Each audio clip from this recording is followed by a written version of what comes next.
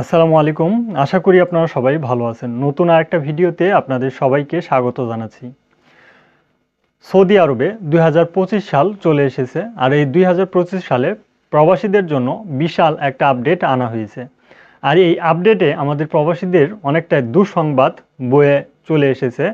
তার একমাত্র কারণ সৌদি আরবের ইকামা, ইন্স্যুরেন্স, পাসপোর্ট অথবা আপনি ছুটিতে গেলে এ ধরনের যে সিস্টেমগুলো, এই প্রত্যেকটা সিস্টেমের যে অর্থ, সেগুলো অর্থতে ফি ধরা হয়েছে, পাশাপাশি ফি বাড়ানো হয়েছে। আপনারা যে সকল প্রবাসীরা সৌদি আরবে অবস্থানরত বর্তমানে কিংবা আপনারা নতুন আসতেছেন, প্রত্যেক প্রবাসীদের জন্যই এই বর্তমান সিচুয়েশনের এই নিয়মকানুনগুলো কার্যকর বহাল করা হয়েছে। এখন এই ২০২৫ সাল থেকেই আমাদের প্রবাসীদেরকে যে সকল নিয়মকানুনগুলো মানতে হবে এবং যেই সকল আপডেটগুলোর কারণে একটু বাড়তি টাকা গুনতে হবে, তা হচ্ছে আপনি যদি ছুটিতে আসেন, ছুটিতে আসলে আপনাকে যেই টাকাটা বাড়তি গুনতে হবে, ছুটির মেয়াদ আসছেন সৌদি আরব থেকে বাংলাদেশে, এখন ছুটির মেয়াদ বাড়াবেন। ছুটির মেয়াদ বাড়াতে গেলে আপনাকে যেই টাকা খরচ করতে হবে বাড়তি, তা হচ্ছে ১০৩ রিয়াল ৫০ হালালা। এই টাকাটা আপনাকে বাড়তি গুনতে হবে, মানে এটা অবশ্যই শুল্ক হিসাবে আপনাকে দিতে হবে। অথবা আপনি ফাইনাল এক্সিটে চলে আসছেন, ফাইনাল এক্সিট লাগানোর সময় আপনাকে ১০৩ রিয়াল ৫০ হালালা দিতে হবে।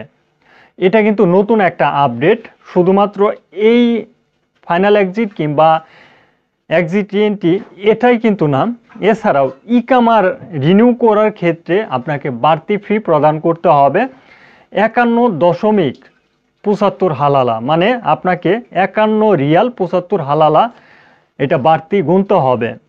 নতুন ইকামা ইস্যু করার ক্ষেত্রেও কিন্তু তারা একটা আপডেট দিয়েছে ২০২৫ সালে। সেই আপডেটটা হচ্ছে আপনি ইকামা নতুন ইস্যু করতে গেলেও আপনাকে যে বাড়তি অ্যামাউন্ট গুনতে হবে, তা হচ্ছে ৫১ রিয়াল ৭৫ হালালা।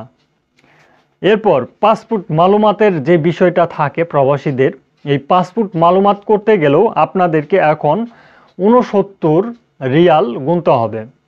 তো অবশ্যই এই রিয়ালগুলো এটা অবশ্যই ২০২৫ সাল থেকেই বাস্তবায়ন করা হয়েছে। আগে এই সিস্টেমগুলো ছিল না, এই ফিগুলো ছিল না, নতুন করে ধার্য করা হয়েছে। এখন এই ফিগুলো দিয়েই কিন্তু আমাদের প্রবাসীদেরকে বর্তমানে রিনিউ করতে হবে।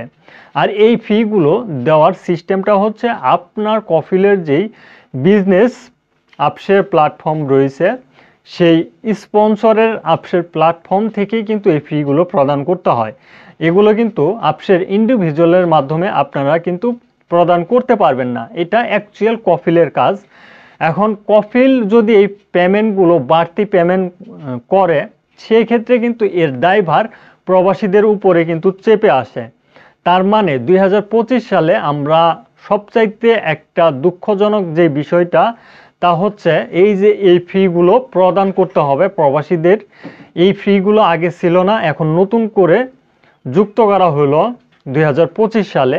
আশা করি আপনারা এই তথ্যটা এর আগেও আপনারা জানতে পেরেছেন। আমি একটু পরবর্তীতে শিওর হয়ে নিয়ে তারপরে দেওয়ার চেষ্টা করলাম, কারণ এখন বর্তমানে এই ফিগুলো ধার্য করা হয়েছে প্রবাসীদেরকে ইকামা রিনিউ করা থেকে শুরু করে, পাসপোর্ট মালুমাত করা থেকে শুরু করে, ফাইনাল এক্সিট রিএন্ট্রি ভিসা, এগুলোর প্রত্যেকটাতেই কিন্তু আপনার বাড়তি টাকা গুনতে হবে।